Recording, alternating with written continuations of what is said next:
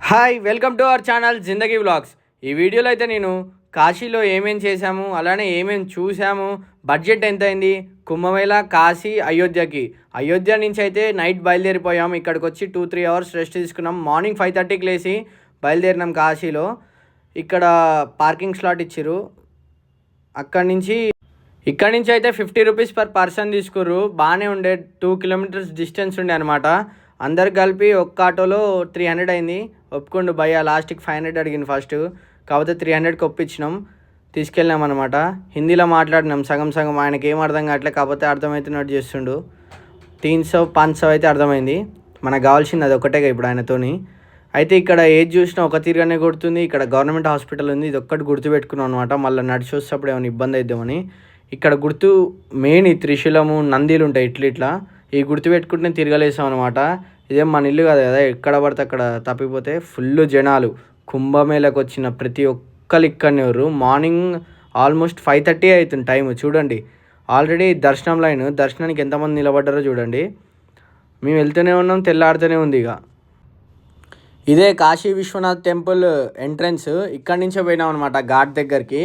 ఘాట్ దగ్గరికి వెళ్తేప్పుడు ఇక్కడ చాలామంది బయట నుంచి కూడా లైవ్ చూస్తారు అనమాట. చూడండి ఆల్రెడీ మేము షర్ట్స్ ఇప్పే బయలుదేరినాం అనమాట. ఎందుకంటే అక్కడ బ్యాగ్ కూడా ఏం క్యారీ చేయలేదు, ఒక్క బ్యాగ్ తెచ్చుకోరు మా వాళ్ళు, వేరే 5 మెంబర్స్. చలి పెడుతుంది, ఎవడరా బాబు ఇప్పుడు ఇప్పేదని. ఇక మనకు అన్నీ ఏం లేవు. దేవుని దగ్గరికి వచ్చినప్పుడు కంప్లీట్లీ దేనికైనా రెడీగా ఉంటాం. చూడండి నాతో పాటు బాబాయ్ వాళ్ళు కూడా అట్లనే వచ్చేసినాం అందరము. అమ్మా, ఈ చిన్న చిన్న గల్లీలు చాలా వెరైటీగా అనిపించింది.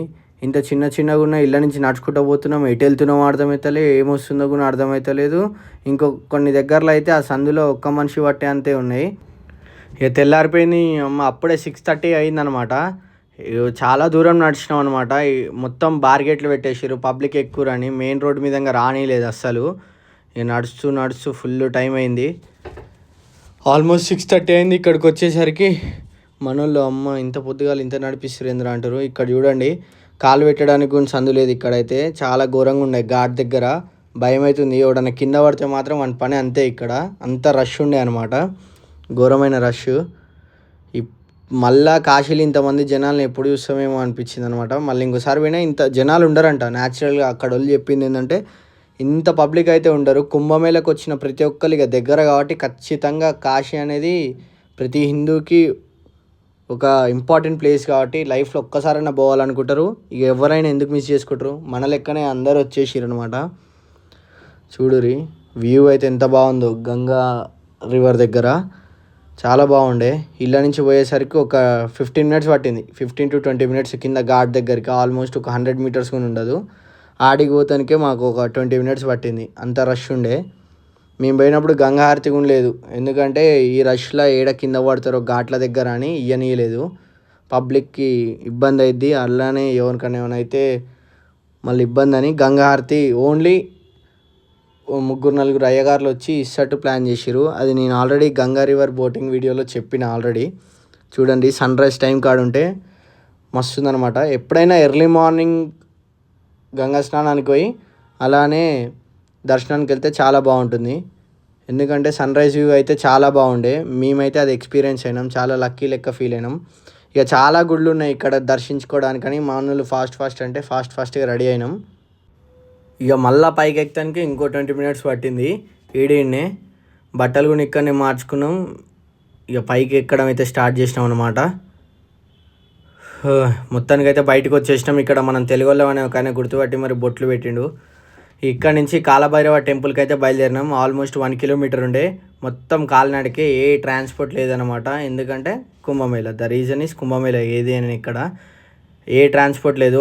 2-3 కిలోమీటర్స్ లోపే ఆపేసిరనమాట అన్నీ. ఎవరైనా నడవాల్సిందే, ఎవరికి ఏ ట్రాన్స్పోర్ట్ లేదు. కనీసం అయోధ్యలో కుంభమేళ అన్న 2 వీలర్స్ ఉండి 200-300-400 అని ఉండేది. కాశీలో ఆ 2 వీలర్ ఫెసిలిటీ కూడా లేదనమాట. కాలభైరవ టెంపుల్ ఎంట్రన్స్కి అయితే వచ్చేసినాం. ఎంట్రన్స్ కాంచి టెంపుల్ ఇంకా బాగానే ఉంది. లోపలికి సందులలో పోతూనే ఉన్నాం, వస్తలేదు. ఇంకా టిఫిన్లు ఏం చేయలే అనమాట అప్పటికి కూడా. ఇక్కడ అమ్మవారి టెంపుల్స్ కూడా ఉన్నాయి, అవి విజిట్ చేయలేకపోయినాం. మొత్తం ఎక్కడున్నాయి గూగుల్ మ్యాప్లో కొట్టి చూసిర్రు అనమాట మా వాళ్ళు. ఆ గూగుల్ మ్యాప్లో కొడితే ఆడానే చూపిస్తుంది, కానీ ఎంత తిరిగినా దొరకట్లేదు. ఎట్టకేలకు కాలభైరవ టెంపుల్ దగ్గరికి అయితే వచ్చేసినాం. దగ్గరలా చూడండి. ఈ సందుకాంచి ఇక్కడ పువ్వులు ఇవన్నీ అమ్ముతురు దేవుని దగ్గర తీసుకెళ్ళడానికి. మనకేం తెలియదు, ఓన్లీ పువ్వులు ఒక్కటి తీసుకున్నాం అనమాట దేవుని దగ్గరకని.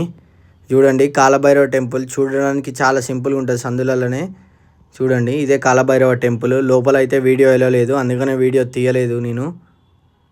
ఇంకా చాలా టెంపుల్స్ ఉన్నాయి కాశీలో తిరగడానికి, అమ్మవారి శక్తిపీఠాలు కూడా ఉన్నాయి. మేము అవి కూడా వెళ్ళలేదు, ఎందుకంటే ఫస్ట్ కాశీ విశ్వనాథ్ దర్శనం అయిపోవాలని. చూడండి బ్రో హాయ్ చెప్తుండు, మేము కూడా హాయ్ చెప్పినాం. మనోడు షాక్ అవుతుండు, ఏంద్రా మనకు హాయ్ చెప్తురని. వీడియో తీస్తున్నాంగా అందుకనే చెప్పిర్రు లైట్ తీసుకో అని చెప్పిన. ఇక నడుస్తూనే ఉన్నాం మేమైతే.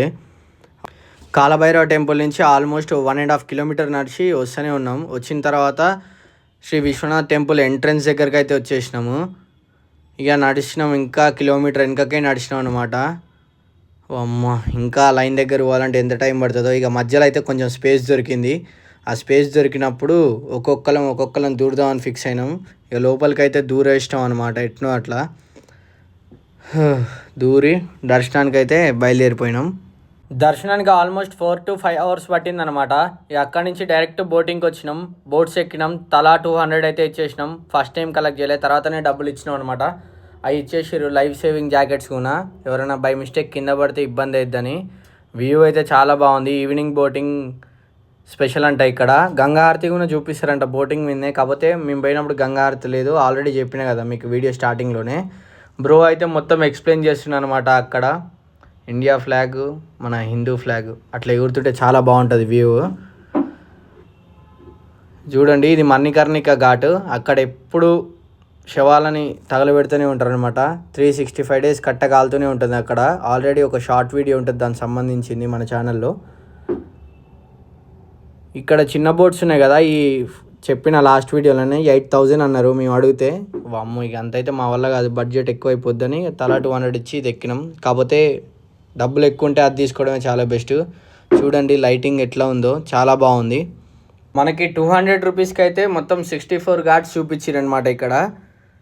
మనకి ఓన్లీ ఈ బోట్ అయితేనే 200, వేరే బోట్స్కి వేరే ఛార్జెస్ ఉన్నాయి, అవన్నీ కనుక్కోలేదు. కాకపోతే స్పెషల్ బోట్కి అయితే 8,000 అడిగారు. డార్క్ వ్యూలో చూడండి, ఇక్కడ కూడా శవాలను తగలబెడుతూనే ఉంటారు అనమాట, ఎప్పుడు నడుస్తూనే ఉంటుంది. కాకపోతే మణికర్ణిక ఘాట్ అనేది చాలా ఫేమస్. అక్కడ 24 గంటలు 365 days కాలుతూనే ఉంటుంది. అదే ఆ ఘాట్ స్పెషాలిటీ. చాలామంది ఉంటారు అక్కడ చూసానికి. మా ఆయన అయితే అయిపోయింది. ఇక మణికర్ణిక ఘాట్ లైవ్లో చూడాలని ఖచ్చితంగా పోయినాం అనమాట. ఇక్కడ కొంతమంది వాళ్ళు ఉంటారు అఘోరీలు, వాళ్ళు కూడా అనమాట. మొత్తం న్యూడెడ్ ఉండే, వీడియోస్ తీయనీలే వాళ్ళు. తీసుకుంటే కొట్టవేరు ఒకరైతే. ఇక ఎందుకు రిస్క్ తీసుకోవడం అవసరమా అని తీయలేదనమాట. ఇక్కడనే నడుస్తున్నాం అనమాట. కాశీలో లాస్ట్ విజిట్ మణికర్ణిక ఘాటే. టెంపుల్లో మొక్కున్నాం. ఇక అక్కడ శవాలు బర్న్ అయ్యేది చూసినాం. ఇక బడ్జెట్ విషయానికి వస్తే పర్ హెడ్ 6,700 పడ్డాయి అనమాట. ఫుడ్ కూడా అలా ఇంక్లూడెడ్. కొన్ని దగ్గర వండుకున్నాం, కొన్ని దగ్గర బయట తిన్నాం, అవి పర్సనల్. మళ్ళీ డీజిల్కి ఇక మన అన్ని ఖర్చులకి ఆల్మోస్ట్ ఎక్కడ స్టే తీసుకోలేదు, కార్లోనే పడుకున్నాం ఆల్మోస్ట్ మేము. ఇలా అయితే జరిగింది ట్రిప్, సక్సెస్ఫుల్గా అయిపోయింది. మన ఛానల్ని ఎవరైనా సబ్స్క్రైబ్ చేసుకోకుంటే సబ్స్క్రైబ్ చేసుకోండి. Please subscribe our channel Zindagi vlogs. Like, share and comment.